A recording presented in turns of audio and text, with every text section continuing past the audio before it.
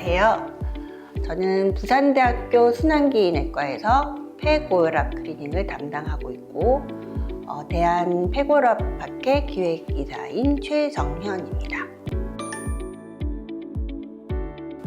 폐동맥 고혈압을 이야기하기 전에 우리가 고혈압을 먼저 이야기를 해봤으면 좋겠어요. 우리 흔히 고혈압이다 라고 하면 왼쪽 심장에서 전신순환을 담당하는 혈관들이, 동맥들이 압력이 올라간 걸 우리가 고혈압이다 라고 이야기를 하죠. 우리가 흔히 팔에서 혈압을 재기도 하고 팔목에서 재기도 하고 그렇게 하잖아요. 폐동맥 고혈압은 그런 심장, 왼쪽 심장에서 나가는 혈관이 압력이 올라간 게 아니라 오른쪽 심장에서 폐로 혈액을 내보내는 폐동맥의 압력이 비정상적으로 높아져 있는 그런 병입니다. 그래서 일반적으로 우리가 생각하는 고혈압이랑은 발생하는 기전도 다르고 방향이 그래서 완전히 달라요. 그래서 이름은 비슷하지만 이런 일반적인 혈압약으로는 치료가 되지 않습니다. 이런 폐동맥 고혈압을 전문적으로 보는 기관에서 반드시 전문적인 검사를 통해서 정확한 진단을 하고 치료를 해야 합니다.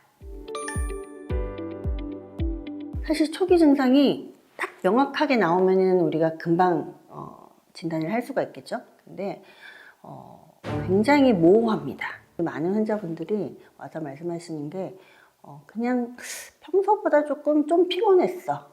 그냥 요 정도고 병이 좀 더 진행해서 오셨을 때는 숨이 차고 답답하고 어지럽다라고 오시죠. 근데 사실 이미 숨이 차고 답답하고 어지러운 정도면 병이 많이 진행한 상태거든요. 그래서 제일 흔했던 건 제일 우리가 초기에 어땠을까 한번 생각해 보세요 라고 여쭤봤더니 대부분이 평소보다 조금 피곤한 정도로 시작했던 것 같다. 그런데 대부분이 내가 운동 부족으로 아니면 요즘 스트레스를 받아서 나이가 들어서 그런 것 같다 라고 생각을 했던 경우가 많다라고 그러시고, 그렇게 병원을 갔을 때 사실 이제 이 병이 흔한 병이 아니다 보니까 대부분 일반 병원에 가시면 신부전이다 혹은 천식이다 라고 첫 번째 진단을 하는 경우가 많았고, 그런 치료를 받았을 때 크게 호전은 없지만 어쨌든 치료를 한 몇 개월은 받아봐야, 몇 년은 받아봐야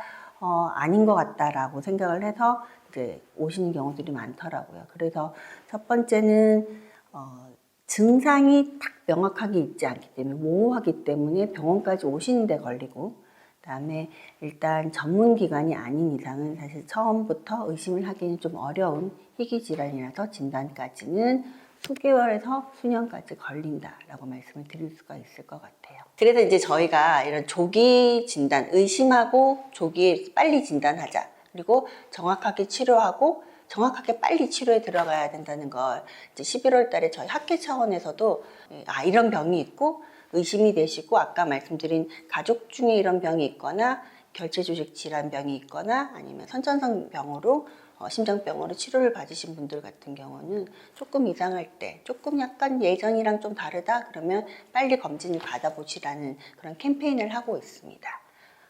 폐고혈압을 미리 찾자, 폐미리 캠페인을 하고 있습니다. 현재까지 나와 있는 걸로 우리가 생각을 하기로는 어떠한 원인이든지 폐동맥이 좁아지고 딱딱해지면서 폐동맥 압력이 올라가고 오른쪽 심장이 잘 안 뛰는 오른쪽 심부전으로 진행을 한다라고 생각을 하고 있고, 그런 일들을 일으키는 원인으로 이야기를 하자면 사실 한 50% 정도는 이유를 모른다, 특발성이다 라고 이야기를 하고, 그 부분에 대해서는 현재 여러 가지 유전자적인 문제가 있는 것 같다 라고 생각을 하고 있고, 거기에 대한 연구들이 많이 나오고 있어요. 이제 그런 경우는 가족력이 있을 수도 있고, 이제 그 반 정도는 사실 자가 면역 질환, 우리 루푸스라고 하거나 아니면 경피증 환자분들 이런 자가 면역 질환이 있는 경우에 같이 발생을 많이 한다라고 알려져 있고, 그다음에 선천성 심장병이 있으셨던 분들이 다 생기는 건 아니지만 그 중에서 일부 환자들이 그래도 폐동맥 고혈압이 생길 수 있다라고 이야기를 합니다. 그리고 간경화가 있거나 아니면은 드물게는 약 때문에 생기는 경우도 있는 것으로 현재까지는 알려져 있다라고 생각을 하시면 될 것 같아요. 폐동맥 고혈압은 사실 아까 이제 진단 과정이 좀 어려워서 복잡해서 진단이 늦어지는 경우도 있다라고 말씀을 드렸는데, 일단은 첫 번째는 의심을 하고 오시면 제일 중요한 기본적인 검사는 엑스레이 심전도 이런 게 있을 거고요. 제일 중요한 검사는 심장 초음파 검사입니다. 심장 초음파 검사를 통해서 이제 많이 의심을 했던 걸 거의 정말로 폐압력이 높구나, 오른쪽 심장 기능이 나쁘구나 라는 것을 어느 정도 의심을 할 수가 있고, 그 다음에 이제 심장 다른 판막병은 없는지, 왼쪽 심장은 병이 아닌지, 아니면은 선천성 심장병이 있는 건 아닌지를 우리가 생각을 할 수가 있는 거죠. 그리고 아까 많은 부분이 또 폐가 안 좋아서 생긴다고 했잖아요. 그래서 이제 폐기능 검사도 합니다. 하지만 제일 중요한 검사는 이제 우심도자술이라고 그래서 실제로 압력 상태가 어떤지, 그 다음에 폐혈관 저항이라고 하는 폐혈관이 얼마만큼 딱딱한지를 보는 지수가 필요하거든요. 그래서 확진을 위해서는 마치 우리가 암 환자가 확진을 하시려면 조직 검사를 하듯이 폐동맥 고혈압을 확진을 해서 정확한 치료를 하시기 위해서는 정확한 우심도자술이 필요하다라고 말씀을 드릴 수 있을 것 같아요. 치료는 앞서 말씀드린 것처럼 현재까지 우리가 이제 문제가 되는 게 4가지 정도의 기전이 관여를 하고 있다라고 생각을 하고, 그 4가지 기전에 맞는 약제들이 개발이 되어 있어요. 개발이 되어 있는데, 이게 치료의 목표가 어떤 거냐면, 우리가 고혈압은 치료의 목표가 130에 80 이하로 낮춘다 이런 게 있잖아요. 폐동맥 고혈압은 그런 수치를 낮춘다라는 개념보다는 조금 약간 복잡하긴 하지만, 환자분이 1년 생존율을 이제 현재까지는 1년 생존율을 기준으로 하는데, 1년 생존율이 굉장히 좋은 그룹, 우리가 이제 저위험군이라고 표현을 하는데, 저위험군을 가장 빠른 시간에 빨리 도달하게 하는 게 폐동맥 고혈압이 치료의 목표예요.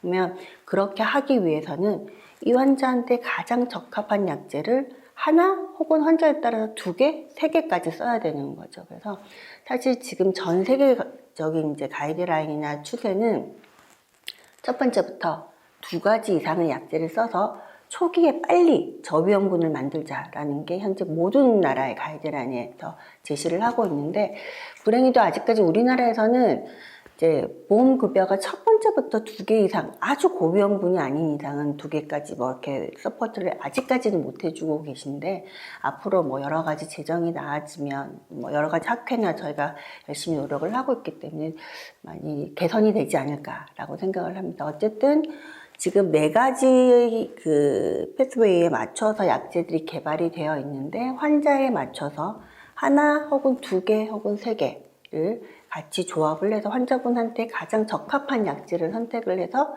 빨리 저위험군을 만들려고 하는 게 폐동맥 고혈압의 치료다라고 말씀을 드릴 수 있을 것 같아요. 사실 지난 한 20년 동안, 20년 정도, 폐동맥 고혈압 약들이 굉장히 많이 발달을 하고 있습니다. 그래서 사실 최근 전까지만 해도 약들이 한 3개의 기전에 맞춰서 약들이 개발이 되어 있었어요. 그래서 주로 아까 혈관이 딱딱하고 좁아졌고 이렇다고 말씀을 드렸잖아요. 그게 원인이라고. 그래서 지금까지 약물들은 이런 혈관을 어쨌든 넓혀주는, 혈관을 확장시켜주는 데 중점을 둔 약들이 많이 개발이 되어 있었는데, 이제 이번에 새로 나오는 약들은 아까 혈관이 두껍다라고 했잖아요. 그러니까 혈관을 확장시키는 게 두꺼운 걸 이렇게 원래대로 돌려주는 건 아니란 말이에요. 근데 새로 나온 이런 약들은 이런 문제가 되는, 이렇게 많이 두꺼워지는 것 자체를 근본적으로 원래대로 돌려주는, 개선을 시켜주는 약제들이 현재, 그러니까 저희가 이제 그걸 혈관역 재형성이라고 이야기를 하는데, 이제 그런 약제들이 현재 개발이 돼서 실제로 우리나라 환자들에게 이제 일부 사용을 하고 있는 상태입니다. 제일 중요한 건 약을 잘 드셔야 됩니다. 약을 잘 드시고 꾸준히 와서 검사도 받으시고, 뭔가 이렇게 약이 불편하거나 뭔가 이상한 일이 있으면 주치의 선생님이랑 반드시 상의를 하셔야 돼요. 왜냐하면 함부로 약을 끊어서도 안 되고, 이게 원래가 아까 증상이 모호하다고 했잖아요. 첫 번째 치료를 받으시면 대부분이 다 괜찮아지는 것 같아요. 그래서 괜찮아서 약을 끊는 경우들도 종종 있어요. 그다음에 또 하나는 약값이 사실 좀 비쌉니다. 나라에서 그래서 희귀 난치성을 주시는 이유 중에도 하나 그런 부분이 있거든요. 고가의 약들이 많다 보니까 약값도 비싸고 나는 증상도 괜찮은 것 같아서 그냥 약을 끊어버리시면 좋아질 기회 자체를 놓치게 되는 거죠. 그래서 약을 잘 먹는 거, 뭔가가 불편하면 반드시 상의해서 조절하는 거. 또 하나는 환자분들이 나빠지는 많은 요인 중에 하나가 감염이에요. 그래서 꼭 반드시 예방주사 맞으시라고, 독감, 코로나, 폐렴 예방주사 맞으시라고 꼭 말씀을 드리고, 그다음에 식이를 하실 때도 너무 안 먹는 것도 문제가 되고, 그다음에 대신에 너무 짜게 먹는 거는 또 안 되거든요. 그런 부분을 조절해 주시는 게 제일 중요할 것 같아요. 그래서 말씀드리고 싶은 건 사실은 이게 근데 이제 환자분들이나 보호자분들이 오시면 찾아보고 오시면 다들 굉장히 암보다 슬픈 병이고 막 이렇게 굉장히 많습니다. 근데 예전에는 그랬어요. 정말로 예전에는 그랬는데 지금은 아까 말씀드린 것처럼 약들도 많이 개발이 됐고 이제 의사들도 목표치가 달라졌고 최소한 예전에는 고위험군이다 그러면 1년 안에 거의 반 이상이 사망한다 했는데 요즘 그렇지는 않거든요. 그래서 아직까지 희귀하고 복잡한 건 맞습니다. 하지만 그렇다고 해서 결코 포기해야 되는 병은 아니고 그냥 빨리 발견하고 빨리 정확한 치료를 받으시는 게 제일 중요하고 앞으로도 더 많이 개발이 될 거예요. 약들이 앞으로 더 많이 개발이 될 거기 때문에 그냥 제일 말씀드리고 싶은 건 포기하지 말자. 포기하지 말고 그다음에 환자분들이 약으로 잘 치료를 하고 있으면 옆에 친구분들이나 가족분들이 너 하나도 안 아파 보이는데 뭐가 그러냐 자꾸만 그런 경우들이 생각보다 꽤 많아요. 그런 게 아니라 그분들이 잘 조절하고 있는 거기 때문에 이런 희귀병을 가지고 계신 분들에 대한 이런 사회적인 인식, 가족들이 서포트 이런 게 조금 더 이루어져야 되지 않을까